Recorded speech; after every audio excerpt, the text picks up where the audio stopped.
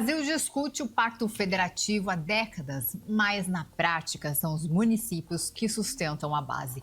Cuidam da saúde, educação, infraestrutura e muitas vezes com poucos recursos e muita burocracia.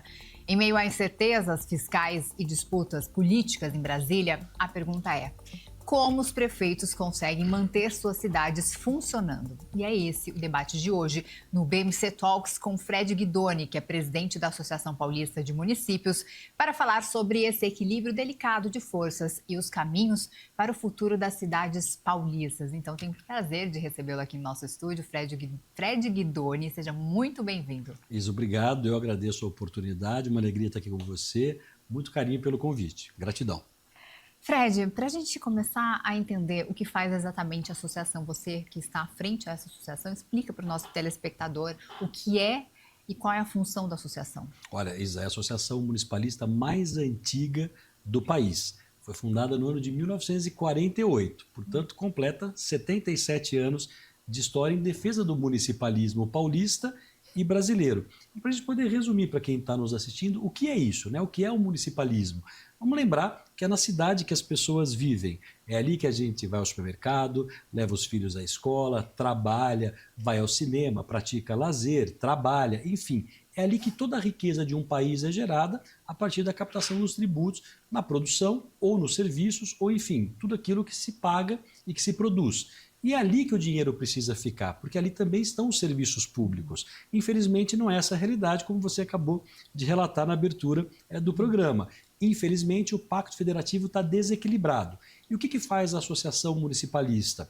Luta para reequilibrar esse Pacto Federativo para que o Estado e a União reconheçam a necessidade de melhor distribuição dos recursos públicos que a União arrecada e que o Estado arrecada, para auxiliar os municípios, que são entes federados reconhecidos pela Constituição de 1988, para que tenham recursos suficientes em seus caixas, em seus cofres públicos, para prestar serviços de saúde, de educação, de transporte, por que não dizer de harmonia também na segurança pública, ajudando o Estado e a União, enfim, tudo aquilo que se faz num município, desde tapar um mínimo buraco até ter um médico ou um remédio num pronto-socorro. Então é fundamental que prefeitos, prefeitas, vereadores, vereadoras que estão ali na ponta tenham condições de prestar esses serviços de qualidade. E para isso precisa de recursos públicos. E só aqueles que o município arrecada são poucos ou parcos perto de tanta necessidade que a sociedade tem.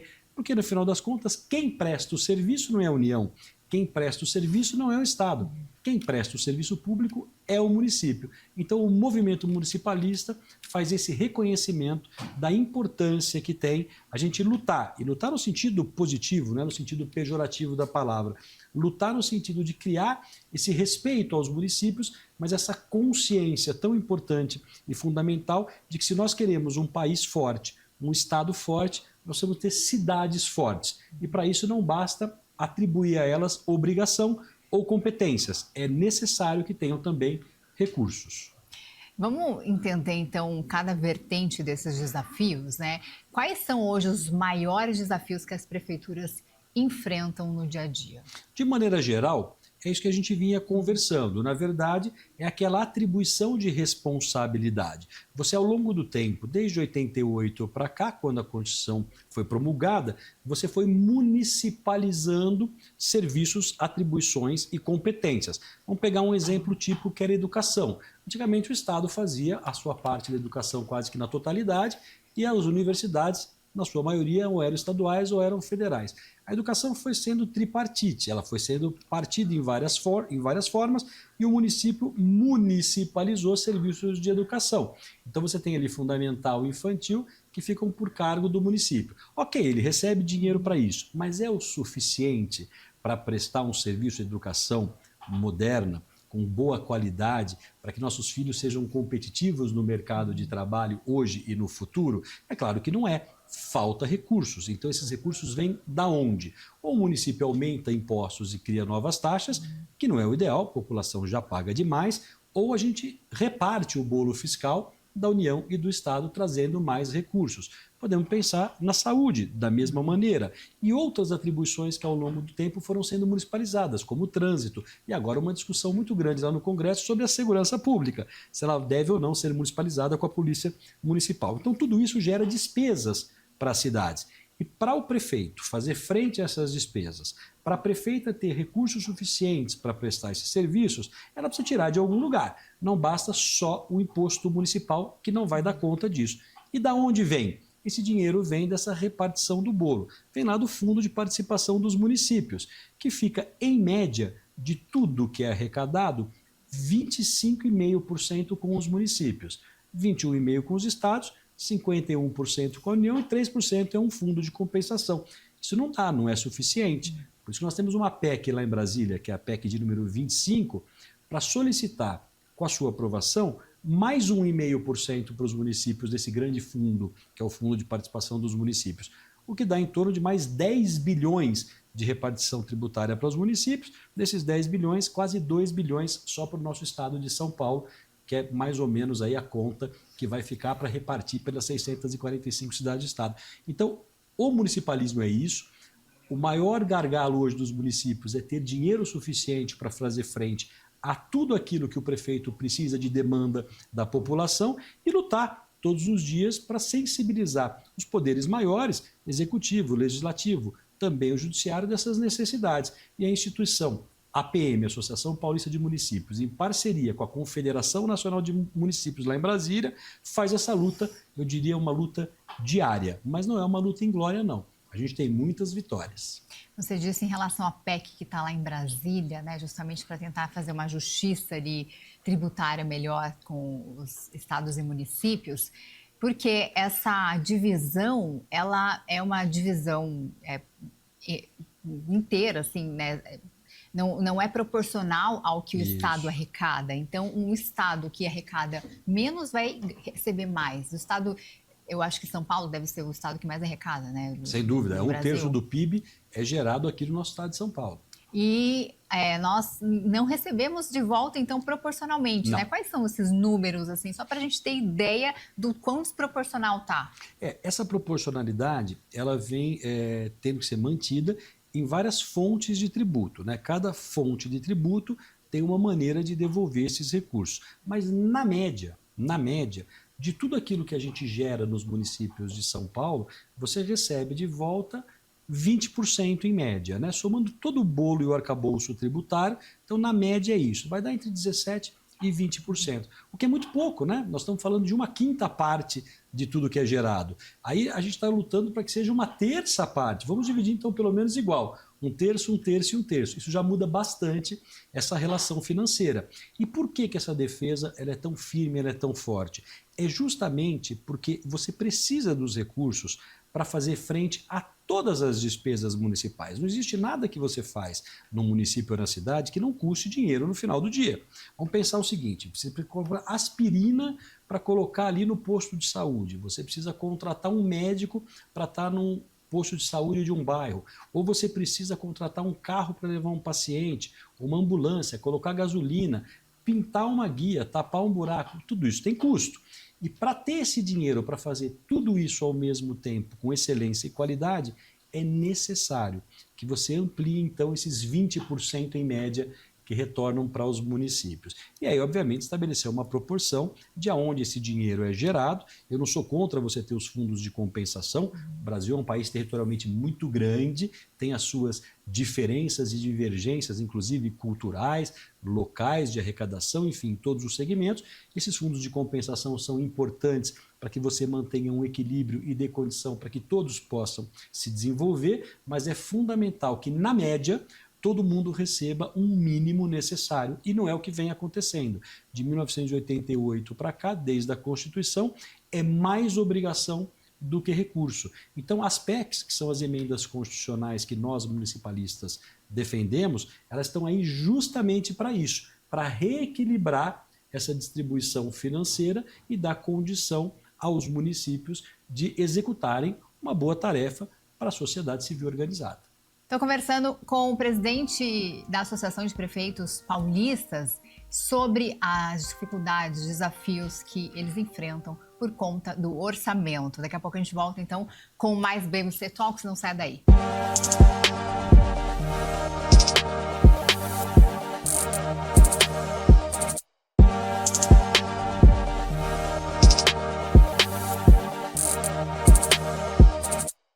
Estamos de volta com o BMC Talks, hoje com Fred Guidoni, que é presidente da Associação de Prefeitos Paulistas.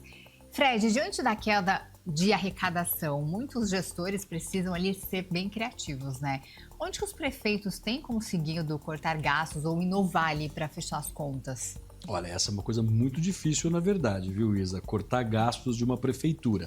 Até porque elas já apresentam uma condição financeira complicada. Você veja que de tudo que um prefeito arrecada, na média, metade vai para a folha, são recursos humanos. A outra metade é investimento em educação e saúde e sobra muito pouco para investimento. Então acabam os prefeitos correndo atrás de socorro rápido e emergencial. E aí faz muito sentido o pessoal ficar correndo atrás de emendas parlamentares, para poder ter algum dinheiro de investimento, uma obra específica ou um serviço ali de natureza emergencial que precisa ser realizado. Mas isso não resolve o problema estruturante, né? O problema estruturante é óbvio, cortar despesas sempre que necessário, despesas ruins que a gente chama, né? Aquele mau gasto do dinheiro público, está sempre vigilante ali, olhando aonde a despesa pode ser melhor feita ou melhor aplicado o dinheiro público, mas a questão não é ficar tapando o buraco ou dando um Buscopan para quem está com pneumonia. O que a gente precisa é mexer na questão estrutural da arrecadação. E aí eu insisto, né, sem contrapor a população ou criar novos impostos e novas taxas que vão fazer com que o contribuinte pague ainda mais. Por isso a importância agora dessa nova reforma tributária que vai entrar em vigor a partir do ano de 2026. Ela vem, obviamente, mudar essa estrutura de arrecadação do nosso país, facilitar o modelo arrecadatório para que o contribuinte, as empresas, tanto no CNPJ ou no CPF, possam contribuir de maneira mais ágil, e ela muda completamente a lógica arrecadatória. Ela deixa de tributar na produção e, ao longo do tempo, ela vai se adaptando para tributar 100% no consumo. É uma mudança auspiciosa que o Brasil enfrentou. Nós precisávamos de uma reforma tributária há muitos anos, mais de 30 anos a gente discute uma reforma tributária, fizemos uma, não creio que ela é a ideal, mas ela é muito bem-vinda, ela é muito avançada em termos de modelos de sistemas, de modelos de arrecadação, de modelos de isenção e compensação, e isso, tenho certeza, vai equilibrar um pouquinho desse jogo no Pacto Federativo. E por quê? Porque você vai criar o IVA dual. Na verdade, é um imposto, que é o IVA, deixa de ser aquela tributação longa do ICM, do ISS, do IPI, do PIS e do COFINS, e você vai dividir em dois grandes blocos. O bloco que vai, o CBS, que vai ser da União, e o IBS, que é o Imposto sobre Bens e Serviços, que será dos municípios e do Estado, que junta o ISS com o ICMS. E nós estamos falando de uma base arrecadatória mais ou menos de 27% e 28% no total, que ainda é um pouco menor do que a gente paga hoje no acumulado. Então ela vem modernizar, ela vem sistematizar a arrecadação e vem tentar fazer um reequilíbrio de justiça tributária aos entes federados, tanto a União quanto o Estado e os municípios. Tecnicamente, ela é muito complexa de se explicar, mas assim, de maneira bem fácil e resumida, o que ela vai fazer? Ela vai criar um grande fundo que vai redistribuir esse dinheiro arrecadado para todos os municípios com critérios objetivos. Critério populacional, critério de resultados, tanto na saúde quanto na educação, e critérios também meritórios, se assim a gente pode dizer. A partir desses critérios, o dinheiro vai ser redistribuído e, pelos nossos cálculos da associação e da confederação, ninguém vai perder, até porque tem um fundo de compensação para isso. Mas o mais importante é que isso vai modernizar a arrecadação, vai evitar uma evasão fiscal, vai evitar que as pessoas fraudem o sistema ou que elas soneguem imposto. O que precisa é esse sistema estar funcionando. Lembrando que o ano que vem ela começa, em 2026, com uma alíquota teste de 0,1% para o IBS, 0,9% para o CBS. E os dois movimentos vão acontecer, vão existir os dois sistemas até lá em 2032 para 33, quando um sistema só vai estar funcionando até 2077, quando nós vamos estar arrecadando daqui 50 anos 100% no consumo. Então foi uma boa ideia, foi um grande movimento de todo o país. Nós da associação, das associações, porque não foi só São Paulo, todas as estaduais lutaram muito e apoiaram essa reforma junto com a Confederação para que a gente tenha esse avanço. Então nós teremos aí ao final de tudo isso um grande sistema de reforma tributária, uma tributação diferenciada no país, que eu arrisco dizer vai ser um dos sistemas mais modernos do mundo quando tiver implantado. Mas até lá nós temos um grande caminho a percorrer. E por que tudo isso? Para ajudar os entes federados a ter mais recursos, diminuindo a escassez daquilo que se arrecada e melhorando a qualidade da arrecadação. Acho que os municípios vão ganhar muito com isso, desde que façam também a sua lição de casa, prestem muita atenção, criem os seus sistemas, façam integração, para que esse dinheiro retorne de forma positiva e superativa, para que seja aplicado na cada uma das cidades de São Paulo. Com essa reforma tributária, né, a questão da centralização ali da verba ali no governo, como que vocês enxergam a questão de transparência, a questão de pode ter algum risco de falta de transparência, né, de você estar centralizado ali num governo, num partido que a gente já sabe que existe um histórico. Qual que é a sua visão? Olha, a nossa preocupação, em primeiro lugar, é que todo esse sistema seja muito claro, objetivo, dinâmico, eficiente, mas transparente, que todo mundo tenha acesso e ele possa ser um sistema auditável e fiscalizável. Isso com certeza será. E aí vamos explicar o que vai acontecer na verdade, né? O dinheiro vai ser separado. O dinheiro do governo vai para do governo da União, governo federal vai para uma conta, o dinheiro dos estados e municípios vai para um outro fundo. Eles são separados e não vai haver comunicabilidade. Quem vai gerir o da União é a própria União, ela está cuidando disso, que é o CBS. E quem vai gerir esse recurso dos estados e dos municípios é um grupo de trabalho, na verdade é um comitê gestor, formado por 54 pessoas. Esse é o comitê gestor central, que vai gerir esse grande fundo de todo o país. Nós estamos falando de quase R$1 trilhão de dinheiro público, é muito dinheiro, então precisa ter muita atenção a isso, porque é um comitê muito poderoso, e ele é dividido em 2 blocos. 27 membros deles serão representantes de cada estado. Então você vai ter um do Distrito Federal e mais 26 estados. Isso já está resolvido, cada um já indicou o seu. E os outros 27 membros, e aqui nos preocupa essa representação e representatividade, serão dos outros 5.571 municípios do Brasil. Então nós precisamos que esse comitê gestor tenha sim essa representatividade dos municípios, tanto dos pequenos municípios, dos médios municípios ou dos grandes municípios, porque ali tudo será decidido. Qualquer demanda fiscal, qualquer demanda tributária, agora vai ser decidida por esse comitê gestor. A repartição desse dinheiro vai ser definida a partir dos critérios legais, mas por esse comitê gestor. Então é fundamental que esse comitê gestor tenha membros das cidades paulistas e brasileiras, porque ali cada um vai puxar a corda ou vai puxar para o seu lado, vai fazer força para tentar levar para o seu lado. E os municípios têm que estar representados. Então isso sim nos preocupa. Se esse comitê não tiver essa representação do jeito que nós imaginamos, de maneira muito clara e objetiva, os municípios podem ser prejudicados. A lei que foi aprovada, a 214, que é a lei da reforma tributária, ela prevê que esse comitê gestor tenha essa representatividade. Até agora nós não temos, não foi feita eleição, nós estamos aguardando a aprovação lá no Senado do PLC 108, que vai organizar administrativamente essas regras todas. A gente está acompanhando bem de pertinho e é fundamental que nessa aprovação todas as regrinhas estejam lá, mas que os municípios sejam parte integrante desse processo. É fundamental que as pessoas entendam a necessidade dos prefeitos terem essa representação. E não vai ser uma representação política, Isa, vai ser uma representação técnica. Quem vai estar lá nesse comitê não vai ser o prefeito ou a prefeita, vai ser um gestor técnico indicado pelas confederações nacional de municípios e pela Frente Nacional de Prefeitos, que em conjunto vão indicar esses membros todinhos, que vão fazer parte, esses 27 membros, que vão fazer parte e consolidar esse comitê junto com os estados, mas serão técnicos. É gente que tem experiência em tributação,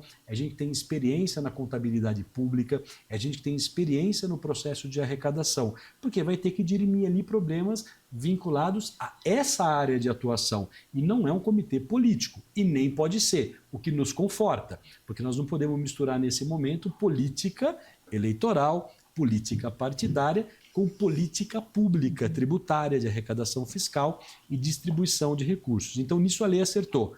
Nós temos que dar a mão à palmatória, que nisso a lei foi muito bem. O que a gente precisa agora é que esse comitê seja consolidado, porque é ele, inclusive, que vai nomear e montar os comitês gestores estaduais. Porque esse é o comitê central, que vai controlar o país inteiro, o fundo como um todo. E depois você vem descendo em cada nível, montando os estaduais, os regionais e os locais. Então é muito importante que nós estejamos lá. Mas a Confederação Nacional de Municípios, através do nosso presidente Paulo Gilkowski, que tem acompanhado isso de pertinho, nós aqui das associações estaduais e regionais também estamos de olho, porque nós vamos garantir, através da nossa pressão, e pressão positiva, pressão política mesmo, dos 5.570 municípios do estado, que a gente não perca essa representação. E a questão de anexar pequenas cidades a outras cidades maiores, justamente para ter uma arrecadação melhor? O senhor é a favor ou contra? Na verdade, assim, essa discussão ela sempre vem à tona quando a gente olha as despesas de uma cidade pequena, né? Aquelas cidades que estão consolidadas, eu acho que é muito difícil você mexer nisso, até porque você mexe no brio de uma população, você mexe ali com toda a sociedade civil organizada daquela cidade que já tem uma vivência, que já tem uma identidade e que as pessoas se orgulham muito de fazer parte daquela comunidade. Então nós temos hoje no Brasil 5.570 municípios, quando a gente entende o Distrito Federal em algumas situações como cidade, 5.571, e eu acho que ninguém mais mexe nisso. Foi criado agora, recentemente, mais um município. Eu acho que criar mais sem estrutura, eu sou contra, e acho que você eliminar aqueles que têm estrutura, eu também sou contra. Eu pararia por aí, mas ao invés de eliminar ou criar, eu dotaria os que já existem de condições necessárias para continuar existindo. Sempre olhando o gasto, né? Sempre olhando como é que a despesa é realizada. Lembra sempre que nós temos regras de transparência, nós temos órgãos de controle que dizem se o dinheiro está sendo bem gasto ou mal gasto, nós temos índices oficiais que são seguidos pelos gestores públicos para saber se aquele gasto de um ano para o outro melhorou de qualidade no investimento ou não. Então tem muita ferramenta de gestão, tem muita coisa moderna, inclusive com novos sistemas que estão no mercado, tem boas práticas municipalistas que você pode aprender com aqueles que já fizeram e fizeram melhor, fizeram mais bem feito. Enfim, tem várias maneiras de você potencializar isso. Agora o que nós precisamos é garantir que esses que existam não sejam dizimados ou apagados do mapa, não porque eles serão anexados por um maior, mas porque eles não terão recursos para sobreviver. E é aqui que a crise afeta as pessoas, porque quando você entra em crise, não é na União que você sofre. Quando você entra em crise, não é no Estado que você tem dificuldade, é de ir ao supermercado na sua cidade, vendo que a comida está mais cara do que você consegue pagar. Então é ali que nós precisamos garantir que as coisas estejam muito bem. Acho que a reforma tributária vai ajudar muito. Eu acho que uma revisão do Pacto Federativo, lá com a PEC 25, que nós já falamos, vai ajudar ainda mais, mas eu acho que não temos que parar por aí. A gente tem que lançar, e estamos lançando, a partir da nossa resistência municipalista, a partir das discussões temáticas, outras frentes para levar tanto ao governo estadual ao governo federal de demandas que os municípios têm. Tá certo, eu vou para um rápido intervalo, daqui a pouco a gente volta com mais bate-papo aqui no BMC Talks com o Fred Guidoni, presidente da Associação de Prefeitos Paulistas. Não saia daí, eu volto já.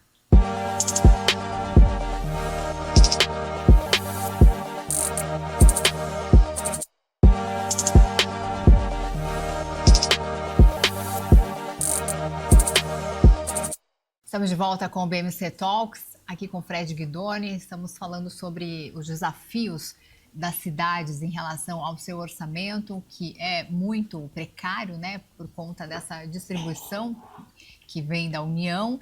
Mas tem uma questão também muito sistêmica ali em prefeituras, são muitas prefeituras, em relação à corrupção, né, que é um problema ainda. Como evitar esse tipo de problema? Olha, primeiro, nós temos que reconhecer que o problema existe. Ele é real, está aí nas páginas dos jornais. Todo dia você abre lá o jornal, tem uma questão ligada a uma licitação fraudulenta, alguém que cometeu um desvio de dinheiro público. Então, primeiro, eleger pessoas que tenham a vontade de fazer gestão do jeito que ela tem que ser feita. E aí desenvolver sistemas de controle na governança. Você tem os sistemas de controle externo, você tem lá o Ministério Público, você tem lá o Tribunal de Contas do Estado, você tem o Tribunal de Contas da União, você tem a Câmara Municipal de Vereadores que fiscaliza também os gastos públicos, você tem os próprios portais de transparência, onde qualquer cidadão, Isa, pode acompanhar o que o prefeito está fazendo, como ele está fazendo, quanto ele está gastando, e também a própria prefeitura tem sistemas internos de ouvidoria, de auditorias, sistemas externos. Então, os mecanismos estão aí. O que a gente precisa é tirar da vida pública aqueles que entram com essa perspectiva, ou seja, não elegê-los, e aí as sanções legais têm que ser devidamente aplicadas, essa é uma questão que está envolvida lá diretamente com o poder judiciário, e a gente sempre está primando, enquanto sociedade, pelas melhores escolhas. O orçamento participativo é fundamental, é importante, agora eu vou falar aqui, ó, virado para a população que está nos assistindo, é importante participar das sessões das câmaras municipais, é importante discutir o orçamento participativo com o seu prefeito, é importante participar da gestão pública, porque no final das contas a gestão é pública, pertence a cada um de nós. O dinheiro que está sendo gasto ali é o dinheiro público da arrecadação dos impostos das pessoas, como eu, como você, como qualquer cidadão que paga diariamente, que paga regularmente os seus impostos. Então nós também temos esse dever de fiscalizar e obviamente sempre fazer as melhores escolhas, e eu não estou defendendo aqui lado A, lado B, partido A, partido B. Cada cidade tem as suas peculiaridades, a eleição é um princípio democrático, serve para isso, valorizar o voto é fundamental, fazer boas escolhas e sempre lembrar que as pessoas têm que estar preparadas para governar, né? Governar não é uma brincadeira, é um assunto muito sério, você mexe com a vida das pessoas que você governa, então a gente tem que ter pessoas preparadas, governando, boas equipes técnicas, enfim,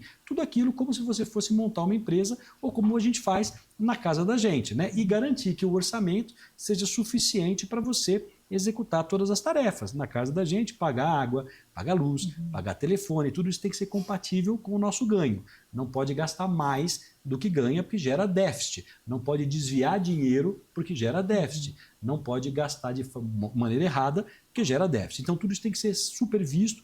O sistema brasileiro é um sistema avançado. A nossa legislação é uma legislação boa, é uma legislação madura e é uma legislação que fica ali em cima. Você tem lei de responsabilidade, você tem uma série de verificações e posições criminais para quem gasta mal o dinheiro público, tem uma série de sanções que podem ser aplicadas. Mas nós temos que pensar também naquele bom gestor, naquele que entra ali com a perspectiva de fazer uma boa gestão e que muitas vezes não consegue, não é porque ele não é bom, não está preparado ou não quer, porque ele não tem condições financeiras de fazer. Muitos municípios endividados, vou te dar um número geral aí para você ter uma ideia. No ano passado, 54% dos municípios do nosso país, ou seja, dos 5.571 municípios, fecharam suas contas no vermelho, fecharam com déficit, ou seja, gastaram mais do que aquilo que arrecadaram. E esse ano, se você fizer uma leitura rápida, nós já estamos mais ou menos chegando nesse índice, o que significa que ou os municípios começam a cortar a despesa para poder fechar o ano no azul e não no vermelho, ou eles vão em busca de mais recursos. E aonde estão esses recursos, né? Como é que faz para o prefeito buscar esses recursos de maneira estruturada, de maneira consolidada? E não só fica ali pegando uma emenda aqui, uma emenda ali, que são importantes, mas não vão resolver o problema. Então é essa luta que a gente está fazendo enquanto associação para conscientizar toda a sociedade brasileira, paulista, no nosso caso da Associação Paulista, para que eles entendam o que é isso, como funciona e a importância que tem os municípios serem apoiados nessa luta. Olha o que aconteceu agora recentemente lá no Congresso Nacional, que nós conseguimos a aprovação da PEC 66, que virou a Emenda Constitucional 136. O que ela diz? Ela fala sobre regime de previdência, parcelamento do regime de previdência, tanto próprio quanto geral, fala de pagamento de precatórios e fala de uma coisa que muita gente não queria discutir, mas nós forçamos essa discussão, que é a forma de remuneração dos precatórios e das dívidas públicas, que antigamente estava vinculada à taxa Selic, mais ou menos 15%, e agora estará vinculada ao IPCA, inflação, cai pela metade, o que facilita aos municípios, estados e União que pague essas dívidas de uma maneira melhor, com menos dinheiro, e essa diferença do dinheiro que sobra da remuneração vai virar investimento público nas mais diversas áreas de atuação: educação, saúde, transporte, segurança e outras. Então, tudo isso é fruto do quê? De um trabalho muito bem organizado das associações municipalistas, que levam ao Congresso Nacional, que levam às Assembleias Legislativas esses pleitos para mostrar qual o melhor caminho. Porque, no final das contas, é isso que a gente precisa: indicar os nossos congressistas, tanto deputados estaduais, deputados federais e senadores, que são eleitos com os mesmos votos que os prefeitos, prefeitas e vereadores, porque é o mesmo cidadão que está ali votando em eleições diferentes, mas é o mesmo cidadão, daquilo que as cidades precisam. E muitas vezes esse afastamento, né? O cara está lá em Brasília, está longe, não está vivendo a realidade, muitas vezes ele não sabe o que está acontecendo e o que as pessoas mais precisam, e acaba até destinando de maneira equivocada aquele dinheiro, aquele recurso que poderia servir para algo muito mais atual, muito mais moderno, muito mais prático, muito melhor que a sociedade local precisa, que ele não tem essa consciência. Então, sempre muito bom escutar a base. É sempre muito bom, quando a gente vai ao supermercado, escutar o que as crianças gostam de comer, para a gente não comprar as coisas erradas. Mas também não pode escutar bobeira, não é só chocolate, bala, chiclete, não pode gastar o dinheiro com porcaria. Então tem que ter um equilíbrio aí. Eu tenho certeza que o nosso Congresso Nacional está ciente disso, até porque a gente está sempre batendo na porta deles para lembrá-los que os municípios estão aqui e que existem. Então é um trabalho que a gente faz massivamente, diuturnamente, relembrá-los da importância dos municípios brasileiros. O apoio, né, você disse em relação aos apoios, seria também iniciativa privada, né? É importante também ter essas parcerias, claro. É uma forma da gente conseguir solucionar ali de imediato, no curto prazo, né? Já que a gente não tem esse recurso vindo da União. Você tem condições maravilhosas de fazer parcerias público-privadas. Tem legislação super atual para isso no Brasil, boa legislação. Eu posso dar vários exemplos e cases de sucesso na área de saneamento, na área de iluminação pública, na área de resíduos sólidos municipais, enfim, na área de obras e serviços. Tem várias experiências bem-sucedidas do Brasil que valem a pena sim serem copiadas e adaptadas, né? E isso traz a iniciativa privada para dentro do serviço público com eficiência, com agilidade, sempre pensando na questão da transparência do gasto público, mas também com uma efetividade muito grande que a gente sabe que o privado tem, né? O privado é mais desenrolado, é menos complicado que o poder público, que muitas vezes acaba sendo mais demorado e custa mais caro. Então as parcerias público-privadas, as concessões públicas, tudo isso é muito bem-vindo. A legislação abraça essas perspectivas e você pode, através dessas parcerias, desonerar o poder público, né? Para que sobre mais dinheiro para aquilo que é mais fundamental e transferir, terceirizar esses serviços para o privado. É uma boa solução, vale a pena e dá para fazer. E não precisa privatizar tudo, tem coisa que pode, tem coisa que não pode, tem coisa que deve, tem coisa que não deve, quem vai julgar isso é o administrador público. Mas as parcerias público-privadas são muito positivas, via de regra.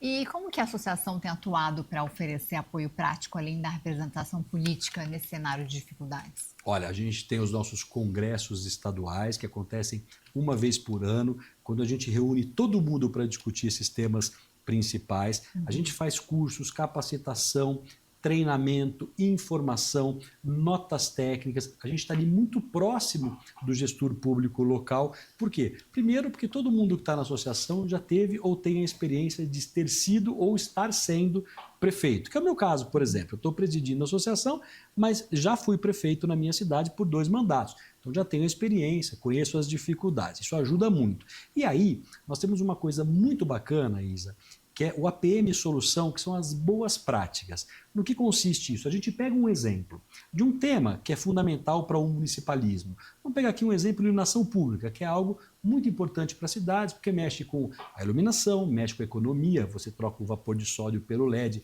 economiza na conta de luz, você pode acoplar serviços mais modernos de rede, de internet, você pode colocar câmeras de segurança, e vai ser um serviço muito custoso para os municípios. Quando você padroniza isso, faz disso um bom serviço e dá para o privado tocar, muitas vezes você faz uma concessão, uma PPP, isso fica LED, câmeras modernas, vigilância. Olha o exemplo do Smart Sampa aqui na capital, em São Paulo, que está aí prendendo muitos foragidos. Enfim, tudo isso é pensado num modelo de parceria público-privada que dá eficiência. Ok, deu certo, funcionou, Como é que faz? A gente pega isso como uma solução e distribui para conhecimento de todos os outros municípios que ainda não têm, para que eles adaptem a sua realidade, obviamente ao tamanho, a questão do custo, a questão da adaptação ao seu tamanho local e possam se utilizar dessa boa prática, copiando sim, por que não dizer essa palavra, né? Copiando aquilo que é bom, fazendo igual ou muitas vezes adaptando e fazendo até melhor. Então, esse APM Soluções, com boas práticas municipalistas, a gente auxilia os municípios, via de regras menores, que têm menos capacidade técnica de contratar técnicos qualificados, que são caros para serem pagos, e muitas vezes o dinheiro público é pequeno, não dá, ou a prefeitura não tem condições de fazer isso através de concurso público, para que eles tenham conhecimento desses programas e desses projetos e possam executar nas suas cidades, e assim melhorando a governança pública municipal, modernizando os processos de governança pública municipal. Porque hoje em dia a gente sabe, você faz tudo no seu banco pelo seu app. Muitos dos serviços que você utiliza na sua vida, você faz pelo seu celular. E toda vez que você precisa da prefeitura, você tem que ir lá tirar uma segunda via de um papel. Isso nós temos que acabar. Nós temos que acabar com o papel, assim como os privados já fizeram, o público tem que fazer, mas garantindo que esses serviços que são prestados sejam eficientes. Uma marcação de uma consulta através de um app, né? A necessidade que você tem eventualmente de uma segunda via de uma certidão pelo app. Muitas cidades já têm isso funcionando. Então a gente pega essa experiência e replica para que as outras cidades conheçam, melhorando assim a sua governança. Barateando custos, gastando menos, porque o digital ele acelera e potencializa e também tem um sistema de controle muito mais eficiente, basta que você garanta, né, que tudo isso funcione de maneira qualificada e, obviamente, avançando junto à comunidade com serviços que você até nem tinha ou nem conhecia. Então é muito importante essa troca de experiências que a associação faz entre os 645 municípios do nosso estado. 645. É muito município. E desses municípios, eu poderia citar quais enfrentam mais dificuldades hoje? São os menores ou os maiores? Isa, olha só, essa é uma pergunta muito boa, né? Porque, na verdade, cada um tem a sua peculiaridade. Tem aqueles municípios, pequenos, médios ou grandes, que têm uma deficiência, vou exemplificar aqui, na área de infraestrutura, que não necessariamente é a deficiência do outro município, que pode ser na área de saúde pública. E pode ter um terceiro, quarto, A, B ou C, que tem uma deficiência, por exemplo, na área de educação. Cada um tem as suas necessidades locais, mas tem algo que é comum a todos, né? A obrigação de prestar serviços de qualidade na área da educação, da saúde, da segurança, do transporte, da infraestrutura. E para todos a deficiência é falta de recurso. Então, esses recursos que vêm ou que virão, essa luta que a gente faz para complementar esses recursos locais, eles serão usados para quê? Essa é uma definição local. Claro que com critérios absolutos de transparência, de fiscalização, bem empregados. Mas o fato é que cada um vai utilizar de acordo com a sua necessidade. E geralmente os municípios maiores, o que a gente assiste, a maior demanda hoje das pessoas está vinculada à questão da violência urbana, do trânsito, daquela vida em comunidade mais adensada. Os municípios menores não sofrem tanto com esses problemas. Eles ainda têm uma segurança relativa mais consistente. O pessoal, por exemplo, deixa lá muitas vezes o carro com o vidro aberto, até às vezes a chave no contato lá no interior, é muito comum. A gente vai para o interior e vê o carro lá parado com a chave no contato. Então, talvez o problema ali não seja segurança. Mas, às vezes, o problema, por exemplo, é que essa cidade pequena não tem um hospital para atender quem precisa. Precisa botar numa ambulância, muitas vezes, e levar para a cidade vizinha, onde tem um hospital regional. Então, o problema dele é transporte público de saúde. Então, você vê que tem uma diferença de uma cidade para outra. Mas o fato comum é, ambas precisam ter dinheiro. Essa daqui maior, para poder aplicar na questão da violência, da segurança pública, do transporte coletivo, para melhorar esses sistemas. Essa daqui não para isso, mas para investir em melhores condições de saúde para a sua população. Então os problemas são distintos sim, via de regra eles são os mesmos, guardadas as devidas proporções, cada um com o seu, mas o ideal é que todos tenham a mesma capacidade. E a distribuição do dinheiro ela tem que ser proporcional, é óbvio, não dá para a gente pensar numa cidade de 50 mil habitantes recebendo o mesmo montante que uma capital com 12 milhões de pessoas. A gente precisa fazer esse equilíbrio, mas também não dá para você pensar que todo o dinheiro tem que ser distribuído só pelo critério populacional, porque senão a cidade maior fica com mais recursos e a menor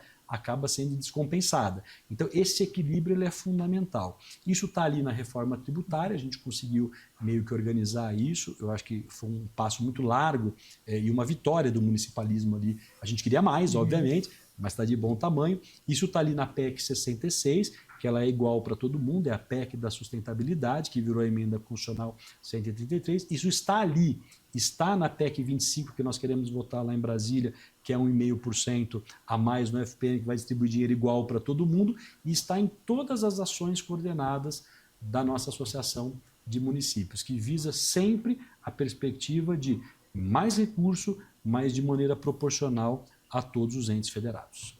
Tá certo, daqui a pouco eu vou querer entender mais sobre o Pacto Federativo, sobre as soluções aí para os municípios. Conversando com o Fred Guidoni, que é presidente da Associação de Prefeituras Paulistas. Daqui a pouco a gente volta então no próximo bloco aqui no BMC Talks. Até já!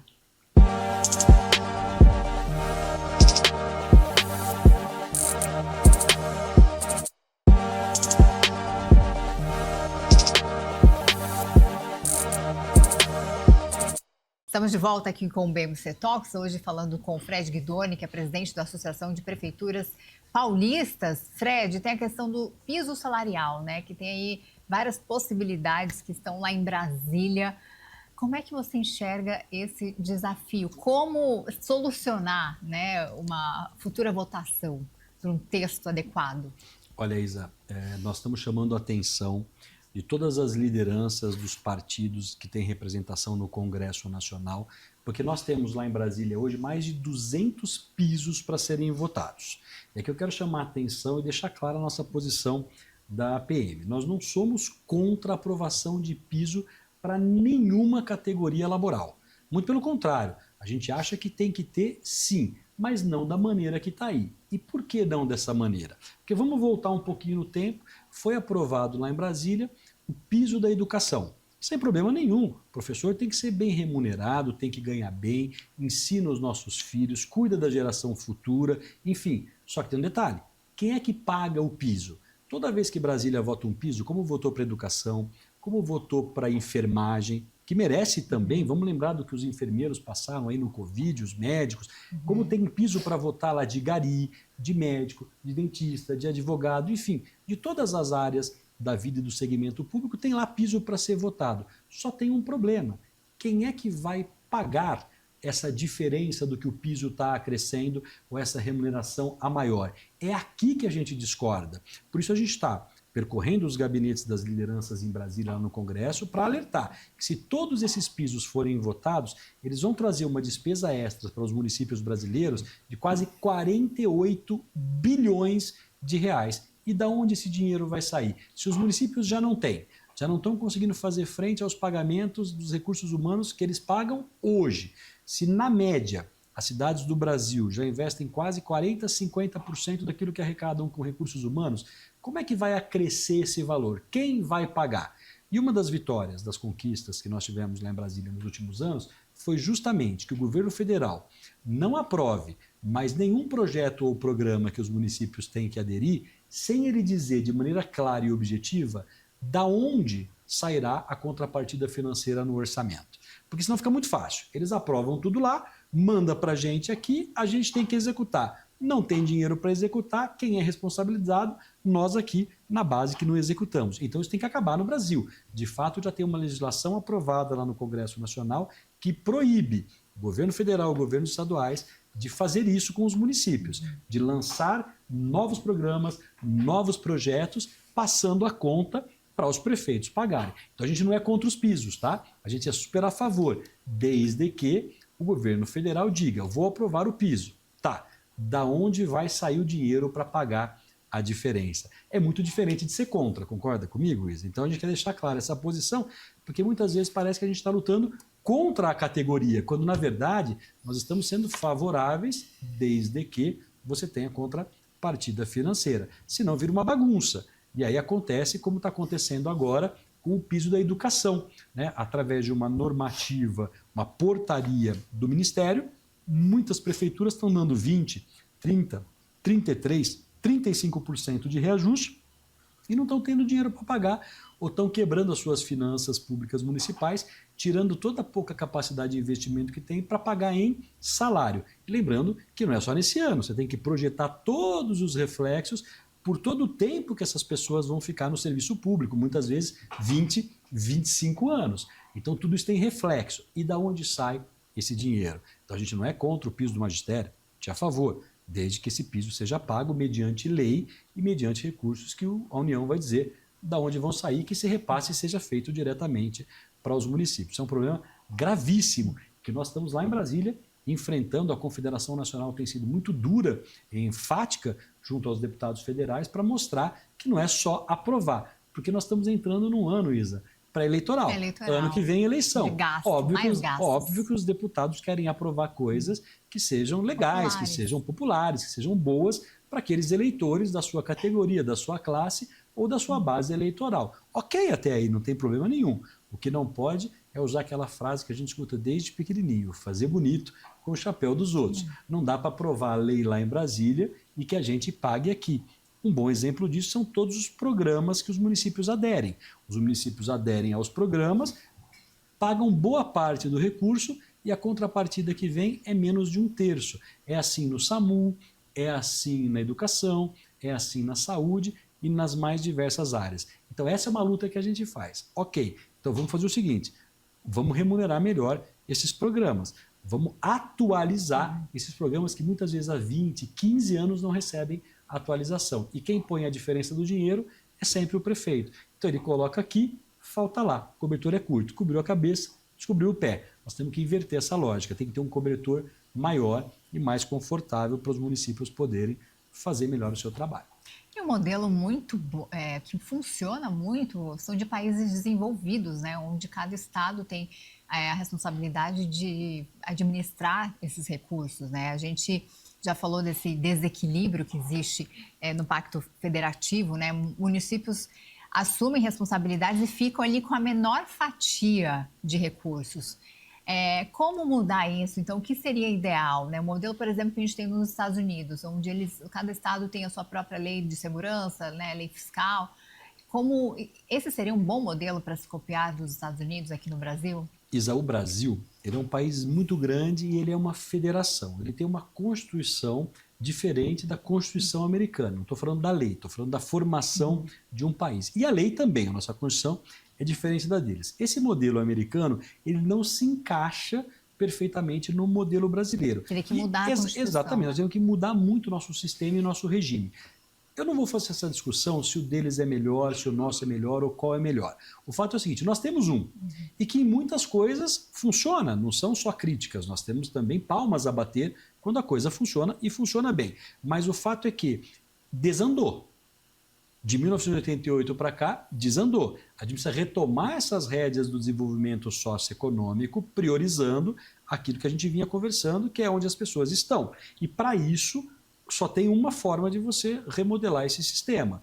Não é mudando o regime e, na minha opinião, nem tampouco o sistema. É a gente adaptando à realidade que nós temos hoje. Muita coisa mudou de 1988 para cá. Nas últimas 3, 4 décadas, nós avançamos muito em tecnologia, nós avançamos muito em necessidades, mudou a dinâmica da vida em sociedade. Olha os maiores exemplos que a gente tem, né? Hoje você tem serviços digitais aí que todo mundo usa, Uber, os próprios serviços dos bancos digitais, nem agência tem mais. Enfim, nós avançamos. O problema é que o poder público não acompanhou. A despesa cresceu, a arrecadação não acompanhou e você foi tirando da onde? Do mais fraco, do menor, que são os municípios. Nós precisamos inverter essa lógica, é pegar essa pirâmide e virar de cabeça para baixo. Eu acho que o Brasil tem um regime muito bacana, tem um arcabouço legal moderno, a gente precisa avançar em alguns temas, mas eu acho que o nosso modelo brasileiro, como eu havia falado contigo aqui antes, vai ter uma das reformas tributárias que vai colocar o sistema um dos mais modernos do mundo para funcionar. Vai trazer uma certa justiça aí, vai evitar que o dinheiro escape como ele escapava, vai melhorar a arrecadação. Mas não é só isso. A gente precisa garantir que essa arrecadação fique no município. A gente precisa garantir que o pacto federativo, que lá atrás podia até ser chamado de equilibrado, hoje não é mais. Se nós ficássemos só com a arrecadação que a gente recebe menos as responsabilidades que a gente tem, eu tenho certeza que os prefeitos dariam conta. Só que essa não é a realidade. Infelizmente, a realidade é, todo santo dia, o prefeito é instado, ele é chamado a aderir a uma nova responsabilidade. Vou pegar o exemplo aqui da segurança pública. Nós estamos debatendo, tem uma PEC lá em Brasília para debater segurança pública, essencial a todo o país. Todo mundo está preocupado com a questão da violência e da segurança pública. E aí começa o debate. Nós temos que ter polícia municipal ou não temos que ter polícia municipal? Lembrando, Isa, que polícia é um dever do Estado e da União. O Estado com a Polícia Civil e a Polícia Militar e a União com a Polícia Federal. Não existe polícia municipal. As guardas municipais não são polícia. Agora, nós podemos harmonizar esse sistema? As guardas municipais fazerem o papel de polícia? Claro que podemos, sem problema nenhum. Quem paga essa conta? Quem compra armamento, quem compra viatura, quem treina, quem abastece, como é que vai se pagar todo o custeio dessa mudança? E isso é o que a sociedade quer? Ou é melhor pegar o recurso e implementar nas polícias que já existem? Essa é uma discussão que o Congresso tem que fazer. Agora, se lá em Brasília for aprovado que serão os municípios que irão fazer a partir de então, sem problema. Com que recurso? Não dá para simplesmente jogar isso no colo dos prefeitos e falar, a partir de hoje, vocês fazem segurança pública municipal. Porque a hora que vai acontecer? A polícia militar, para reduzir custo, vai tirar o agente dela, vai tirar o policial dela, já que o município tem o dele, e vai ficar mais um serviço a cargo do município e sem dinheiro. Essa é a discussão que nós temos que mostrar para a sociedade, para que a sociedade nos apoie no movimento municipalista, garantindo que ela seja a grande beneficiada no final. Infelizmente, nosso tempo está chegando ao fim. Eu queria que você fizesse uma conclusão, um resumo do que, de tudo que a gente falou, né, em relação às soluções. Queria ter falado também sobre as emendas PIX, né, que teve aquela situação do ministro Flávio Dino, que suspendeu o repasse de emendas a 9 municípios ali, acabou assustando na Polícia Federal. Se você conseguir finalizar em 2 minutinhos, claro, para a gente concluir. Isa, olha, primeiro, obrigado, te agradecer pela oportunidade. E PIX é uma coisa que já está na vida do brasileiro, não tem como mais voltar atrás. Então, nada mais natural do que a emenda PIX existir também. O que não dá é para você ter emenda sem objeto, emenda sem prestação de contas e emenda sem dizer onde o dinheiro vai ser gasto, porque é dinheiro público. O dinheiro público não pode simplesmente ir para algum fundo, ir para alguma conta e de lá desaparecer sem que ninguém saiba para onde foi. Não estamos discutindo aqui quem está certo ou quem está errado. O PIX é uma inovação, é do Brasil, é funcional, todo mundo usa, eu uso, você usa, a gente é mais rápido, né? Pega o celular ali e resolve, mas a gente precisa ter em mente o seguinte, que para dar certo precisa ter regra, como tudo na vida da gente. Então a emenda também precisa desse regramento. Eu tenho certeza que o Congresso está de olho nisso, o Judiciário está de olho nisso, o Executivo está de olho nisso, corrigem ou se corrijam os erros que foram acontecidos aí desde que ela foi aprovada até então, cria uma normativa específica e vamos para frente, porque ela é importante, a existência dela ajuda muito as cidades, desde que esteja dentro de um regramento óbvio, seja auditável, seja uma perspectiva de transparência desse dinheiro. Mas, de qualquer forma, quero te agradecer pela oportunidade, foi muito legal estar aqui com você, esclarecendo um pouquinho,